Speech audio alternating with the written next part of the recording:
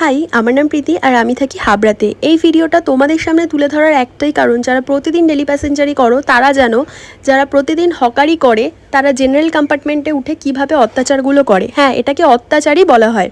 তাদের জন্য একটা ভ্যান্ডারের ফ্যাসিলিটিস করা হয়েছে, বাট এনারা ভ্যান্ডারে যাবেন না।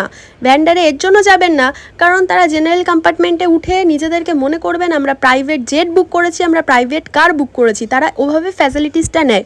মানুষ বসতে পারে না, মানুষ দাঁড়িয়ে দাঁড়িয়ে ট্রাভেল করে, এই সমস্ত মানুষগুলোর জন্য ফ্যাসিলিটিস তো তাদের জন্য একা দেওয়া হয়নি, তাদের জন্য তো একটা আলাদা কম্পার্টমেন্ট করা হয়েছে।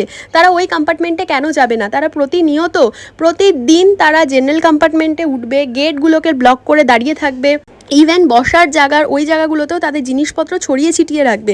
মানুষ বসবে, বসার জায়গাটাও পায় না, দাঁড়িয়ে থাকার জায়গাটাও পায় না।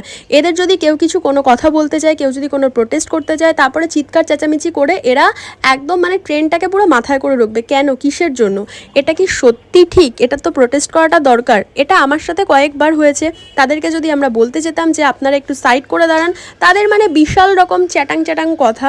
এবার অনেকেই এসে আমাকে জ্ঞানবাচক কথাবার্তা বলবে যে বয়স্ক মানুষগুলোকেও ছাড়ছো না, তারা পরিশ্রম করছে, তারা ঘর চালানোর জন্য তারা প্রতিনিয়ত পরিশ্রম করে যাচ্ছে, তাদেরকে নিয়েও কন্টেন্ট বানিয়ে দিচ্ছ। হ্যাঁ, তাদেরকে নিয়ে কন্টেন্ট বানানোর এর একটাই কারণ যে তারা আমাদের প্রবলেম ক্রিয়েট করছে। তাদের যে